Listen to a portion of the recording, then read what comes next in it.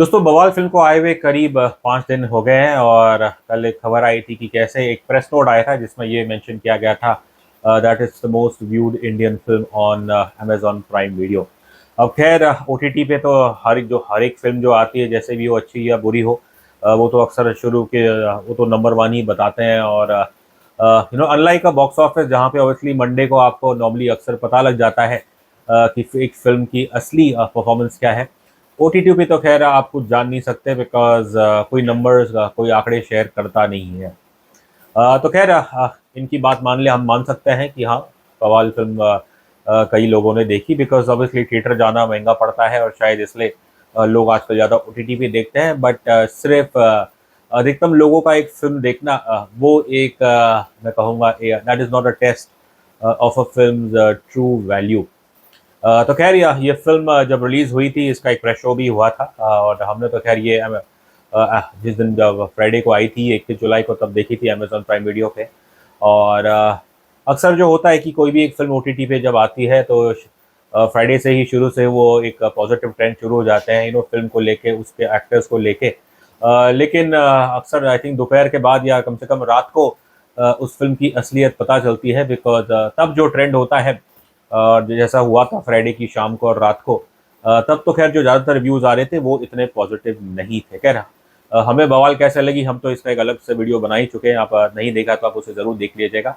हमने तो इस फिल्म को सिर्फ 1.5 स्टार दिए थे बिकॉज हमें ये फिल्म इतनी अच्छी नहीं लगी थी। अब खैर इसको ना अच्छे लगने के कारण थे, लेकिन आई थिंक एक जो इंटरेस्टिंग चीज़ मैं कहूँगा देखी गई है।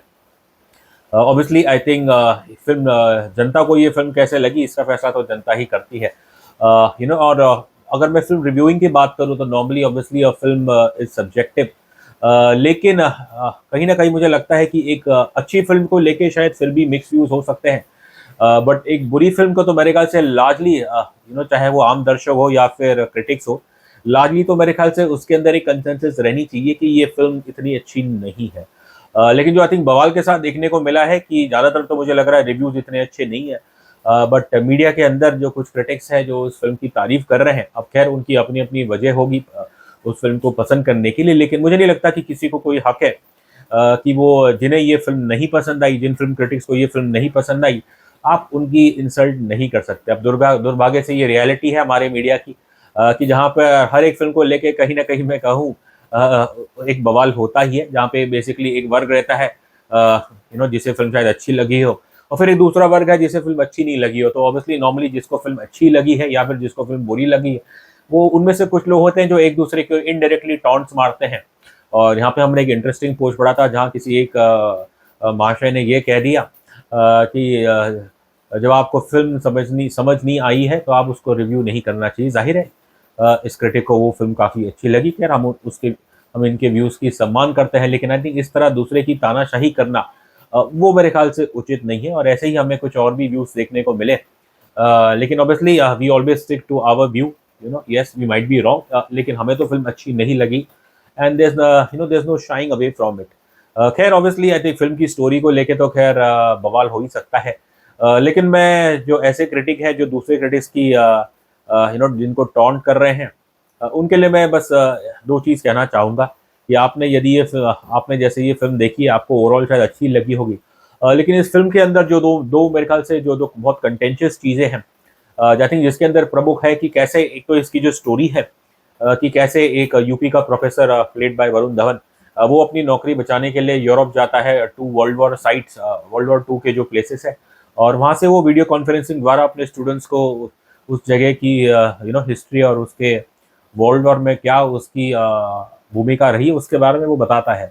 तो खैर लेकिन जब वरुण धवन और जानवी कपूर जब ये ऑस्विच आते हैं, अब ऑस्विच में क्या हुआ था इसके बारे में तो हमें आपको बताने की ज़रूरत नहीं है। आई थिंक मानवता के जो वर्स्ट ह्यूमन राइट्स वायलेशंस हैं वो ऑस्विच में हुए थे। और फिल्म के अंदर एक लाइन है जहाँ पे जानवी कपूर वरुण धवन से कहती कि हर एक रिश्ता अपने ऑस्विच से गुजरता है। अब चलिए खैर मैं आप अपनी नौकरी बचाने के लिए वर्ल्ड वॉर 2 के साइट्स पर जा रहे हैं, वो तो आई थिंक उचित था। लेकिन एक रिश्ते एक लोगों के रिश्तों की तुलना ऑस्विच से करना, आई थिंक मेरे ख्याल से तो ये बहुत ही कुछ उचित नहीं है, ये बहुत ही इनसेंसिटिव है। अब इस चीज़ पे जो मीडिया क्रिटिक्स जो क्रिटिक्स के क्रिटिक्स आलोचक है, आई थिंक मैं उनसे सवाल पूछना चाहूँगा कि भैया आपको ये लाइन कैसे लगी। आई थिंक दूसरी चीज़ जो आई थिंक मेरे ख्याल से काफ़ी डिसअपॉइंटिंग है इस फिल्म के बारे में कि किस तरह इस फिल्म में एक पर्टिकुलर कम्युनिटी, गुजराती कम्युनिटी को काफ़ी डिमीन किया है through some age old stereotypes. हाँ, ये जो स्टीरियोटाइप्स होते थे 80s 90s में ये बहुत कॉमन थे, चाहे वो गुजराती हो या फिर ज़्यादातर साउथ इंडियन के सभी लोगों को मद्रासी क्लब किया जाता था, सिखों का मजाक उड़ाया जाता, उससे पहले कभी कभार पारसियों का भी मजाक उड़ाया जाता था। तो I think this stereotyping of ABC community ये पहले चल जाता था, लेकिन आज के दौर में मेरे ख्याल से ये बहुत ही इनसेंसिटिव चीज़ है। और हैरान करने की बात यह है कि ऐसा ह्यूमर या तो फिर ऐसा ये स्टीरियोटाइप्स को ह्यूमर बेच के हमारे नीतीश तिवारी साहब जिन्होंने दंगल और छिछोरे जैसी फिल्म लिखी और डायरेक्ट की है, ये हैरानी की बात वो है कि ये चीज़ हमें इनकी फिल्म में देखने को मिला है। और फिल्म में बेसिकली जो एक एयर फ्लाइट में जब वरुण और जानवी जाते हैं, जानवी अलग बैठी हुई है, वरुण जानबूझ के अलग बैठे हुए हैं। अब वरुण के एक दो सीट आगे या उनके एक दो सीट पीछे एक गुजराती कैरेक्टर बताया जाता है जो बहुत ही रंग बिरंगी कपड़े या शर्ट पहना हुआ है, और वो वरुण को बोलता है, उसके परिवार वाले कुछ आगे की सीट पे बैठे हुए हैं, और वो वरुण को बोलता है कि ज़रा ये फाफड़ा पास करो, ये ढोकला पास करो, ये खाकरा पास करो, ऐसे करके। तो I mean realistic speaking obviously I don't think ऐसी चीज़ें कोई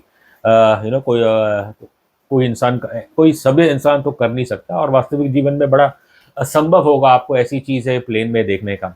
तो आई थिंक वहीं से एक वो स्टीरियोटाइपिंग शुरू हो जाती है कि गुजराती कम्युनिटी काफ़ी इरिटेटिंग है, ये तो सिर्फ अपने खाखड़ा जलेबी बस यही खाते हैं, ये प्लेन का खाना नहीं जैसे नहीं खाते, अपने साथ पूरे भर भर के ये अपना खाना लेके आए, जो कि कहीं ना कहीं ऑब्वियसली लाके हैं। लेकिन अगर आप खुद इतने बड़े लोग हो, नितेश तिवारी, एक्टर्स वरुण धवन, जानवी कपूर, आप खुद ट्रैवल करते हैं, आपको भी पता है कि आज के दौर में एयरपोर्ट में आप ऑयली चीज़ें या कुछ सौगी चीज़ें वो आप कैरी नहीं कर सकते हो।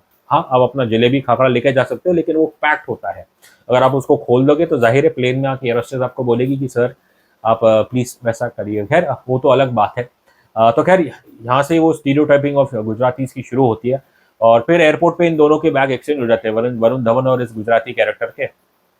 और फिर ये दोनों एक दूसरे के कपड़े पहन रहे हैं। अब जो गुजराती कैरेक्टर है वो ज़्यादातर जो बुशर्ट होती है रंग बिरंगी, जो कि obviously yes one will not deny, the Gujarati community specially the business community man वैसी थोड़ी रंग बिरंगी शर्ट पहनते हैं। और यहाँ पे वरुण धवन साहब, वरुण धवन के जो सिंपल कपड़े होते हैं, प्लेन टी शर्ट्स और शर्ट, वो गुजराती भाई पहन रहे हैं। और गुजराती भाई वरुण के कपड़े पहन के नाराज़ है कि उनका स्टेटस गिर गया है, और यहाँ पे वरुण रंग बिरंगी कपड़े पहन के उन्हें बड़ा अच्छा लग रहा है। और फिर ये दोनों फिर से they bump into each other accidentally, और उस दौरान फिर ये दोनों बाथरूम में जाके एक दूसरे के कपड़े उसी वक्त, मतलब जो कपड़े इन्होंने अब पहने हुए हैं, वो कपड़े एक एक्सचेंज करते हैं। और वरुण के पास तो इनका बैग होता है, लेकिन ये गुजराती भाई के पास वरुण का बैग नहीं होता, इसलिए उस समय जो उन्होंने कपड़े, वो गुजराती भाई बोलते हैं कि तुम भैया मेरी रंग बिरंगी शर्ट दो, महंगी शर्ट दो, मुझे अभी क्या अभी चाहिए। तो आप बताइए कि दो इंसान जो ऑब्वियसली सुबह के निकले हैं, शाम को दे बम्प इनटू ईच अदर, और पूरे स्वेट वेट या जो कुछ हो वो एक दूसरे के कपड़े टॉयलेट में बदल रहे हैं। और फिर तो ये भी ऐसा भी घटिया डायलॉग है कि वो गुजराती कैरेक्टर बोलते हैं कि मैं अपनी तुम्हें मेरी, वो वरुण की चड्डी पहने हुए तो वो बोलते हैं कि तुम्हें ये भी चाहिए क्या।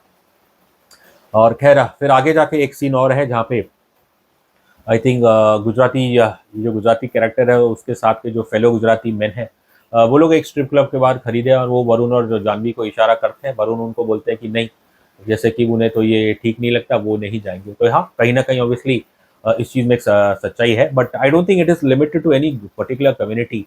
कि हमारे इंडियंस की ये खासियत बात है कि हम अपने देश में रहते हैं तो हम ऑब्वियसली हमारे कल्चर का नारा गाते हैं, लेकिन जब हम वेस्टर्न कंट्री में आ जाते हैं तो वहाँ पे जो खुली हवा है हम उसका भी मज़ा उसका भी मज़ा उठाते हैं। तो ऑब्वियसली यहाँ पे आई थिंक जिस अंदाज में ये सीन आप देखेंगे, तो बिल्कुल ऐसा लग रहा है कि once again the Gujarati men have been stereotype as unfaithful, जो कि अपनी बीवियों को बर्लिन में छोड़ के आए हैं और खुद अब यहाँ पे स्ट्रिप क्लब में जाना चाह रहे हैं।